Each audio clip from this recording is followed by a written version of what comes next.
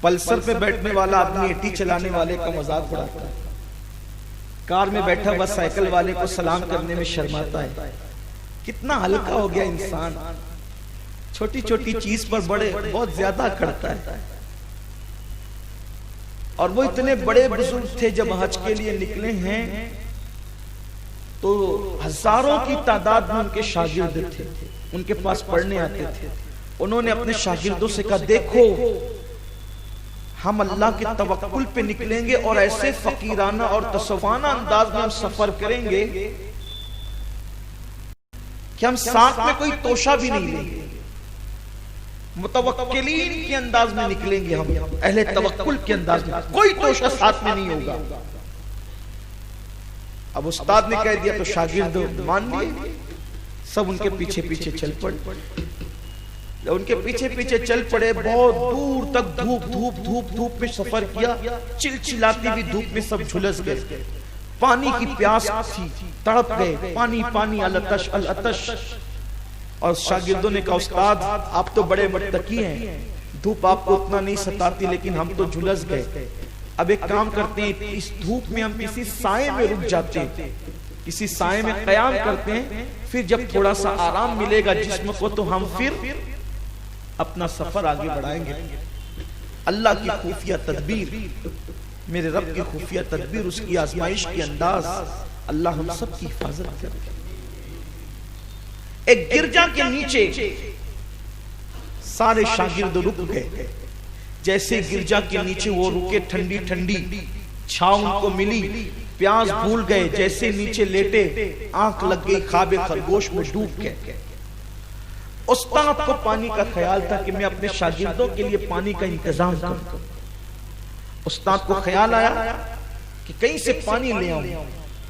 جیسے استاد پانی ڈھونڈنے کے لیے نکلا، پانی ڈھونڈتے ڈھونڈتے ڈھونڈتے وہ گرجا کے ارد گرد تھا، دیکھا کہ گرجا کے قریب میں ایک پانی کا چشمہ تھا، صاف و شفاف پانی کا چشمہ۔ اس نے جیسے ہی پانی کے چشمے میں جب وہ اپنا مشکیزہ ڈبایا، اس پانی کے چشمے کے اندر ایک خوبصورت چاند جیسی شکل نظر آئی، چاند جیسا مکھڑا دکھائی دیا۔ جب اس نے پانی کے چشمے میں حسین و جمیل چہرہ دیکھا تو پلٹا، اور جب پلٹا تو گرجا کی چھت پر ایک خوبصورت نوجوان دوشیزہ کھڑی تھی، یعنی حسین و جمیل لڑکی کھڑی تھی۔ جیسے ہی خوبصورت لڑکی پر اس کی نظر پڑی، آنکھیں چار کیا ہوئی، دل پہلو سے نکلا اور ایسا لگا کہ جیسے کسی نے اس کو چھین لیا۔ خوبصورت لڑکی کو دیکھتا ہی رہ گیا۔ اللہ تعالیٰ کا کرم شامل حال نہ ہو، من یہدہ اللہ فلا مضل لہ ومن یضللہ فلا ہادی لہ۔ اللہ جسے ہدایت دے اسے کوئی گمراہ نہیں کر سکتا، اور اللہ جسے گمراہ کرے اسے کوئی ہدایت نہیں دے سکتا۔ خطبے میں بار بار ہم سنتے ہیں لیکن توجہ نہیں کرتے۔ اللہ جسے ہدایت دے اسے کوئی گمراہ نہیں کر سکتا، اور اللہ جسے گمراہ کر دے اسے کوئی ہدایت نہیں دے سکتا۔ جیسے اس لڑکی کو دیکھا، آنکھیں چار ہوئی، سینے سے دل نکلا، پہلو سے دل نکلا، ایسا لگا کسی نے اچک لیا۔ اس کے بعد وہ استاد اتنا بڑا فقیہ، اتنا بڑا متقی، اتنا بڑا پرہیزگار، اس لڑکی کے حسن کے فتنے میں مبتلا ہو گیا۔ اور جب اس لڑکی کے حسن اور فتنے میں مبتلا ہوا، وہ پانی بھی بھول گیا، اور اس کے بعد اس نے گرجا کے دروازے پہ دستک دی جس کی چھت پر وہ لڑکی کھڑی تھی۔ گرجا سے راہی باہر نکلا، اس نے حلیہ دیکھا، نورانی چہرہ، خوبصورت عبا اور ہاتھ میں عصا۔ یہ منظر دیکھ کر اس نے پوچھا آپ کون ہیں؟ راہب سے اس نے جواب دیا کہ میں بغداد کا فلاں عالم اور فقیہ ہوں، مجھ سے کام کیا ہے آپ کو؟ کہا وہ جو گرجا کی چھت پر جو خوبصورت چاند جیسی لڑکی کھڑی ہے وہ کس کی ہے؟ راہب نے کہا میری ہے۔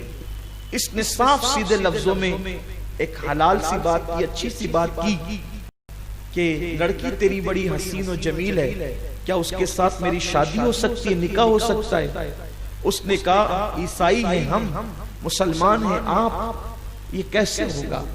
لیکن بیٹی میری ایک لوتی ہے، میں نے اپنے اوپر یہ بات لازم کر رکھی اور میں نے قسم کھا لی ہے کہ ایک لوٹی بیٹی کو میں نے نازوں سے پالا ہے، میں مذہب نہیں دیکھوں گا، کچھ نہیں دیکھوں گا، مسلک نہیں دیکھوں گا، میری بیٹی جہاں کہے گی میں وہاں اس کا نکاح کر دوں گا۔ لیکن چونکہ آپ مسلمان ہیں اور ہم عیسائی ہیں، بیٹی سے تو پوچھ لوں، چونکہ میں قسم کھا چکا ہوں اس کی پسند سے اس کی شادی کروں گا۔ یہ جیسے ہی راہی بندر گیا، اس نے کان لگا دیے۔ اندر سے باپ نے بیٹی سے کہا، بیٹی ایک مسلمان خوبصورت عالم نورانی چہرے والے تجھ سے شادی کرنا چاہتے ہیں، کیا تو اس کے لیے راضی ہے؟ اس لڑکی نے کہا، ہم تو عیسائی ہیں، میں اس کے ساتھ کیسے شادی کروں؟ میں بالکل اس کے ساتھ شادی کر لوں گی، لیکن ایک شرط ہے، اگر وہ عیسائی مذہب قبول کر لے اور اسلام چھوڑ دے تو میں اس کے ساتھ شادی کر لوں گی۔ خدا کا اللہ اکبر، اللہ سب کے حال پہ رحم فرمائے۔ ابھی ادھر باپ بیٹے بات کر رہے ہیں، بیٹی اور باپ بات کر رہے ہیں، اس نے چیخ کر کہا، معاذ اللہ میں عیسائی ہو گیا، اسلام چھوڑ دیا۔ اس سے پتہ چلا حسن کا فتنہ کتنا خطرناک ہے۔ میں بار بار اپنے جوانوں سے کہتا ہوں، افیئر کے چکر میں مت پھنسو، لڑکیوں پہ نظر مت ڈالو، لڑکیوں کے سوکھتے ہوئے کپڑوں کو بھی دیکھنے سے پرہیز کرو۔ اللہ اکبر، یوٹیوب کا استعمال، فیس بک کا استعمال کرتے ہو تو جیسے ہی گندے مناظر سامنے آئے نظریں پھیر لیا کرو، حتی الامکان کم سے کم انٹرنیٹ کا استعمال کرو، کہیں اس فتنے میں مبتلا نہ ہو جاؤ، کہیں اس آزمائش میں مبتلا نہ ہو جاؤ۔ اس شخص نے چیخ کر کے کہا، معاذ اللہ کہ وہ عیسائی ہو گیا۔ جیسے ہی راہی باہر نکلا، راہی باہر نکلنے کے بعد کہتا ہے، تم نے عیسائیت کا مذہب تو قبول کر لیا، نصرانیت کا مذہب تو قبول کر لیا، لیکن میری بیٹی کے ساتھ اب نکاح کا وقت آتا ہے۔ جیسے ہی اللہ اکبر نکاح کی بات آئی، اس لڑکی نے کہا، ہم تو مالدار لوگ ہیں، ہم بہت مالدار ہیں اور تم فقیر ہو، میرا نکاح ہو تو جائے گا تمہارے ساتھ، لیکن دین مہر کیا دو گے، مہر میں کیا ادا کرو گے؟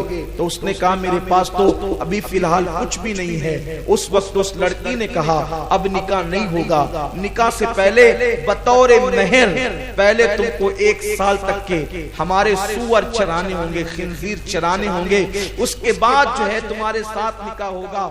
اللہ اکبر۔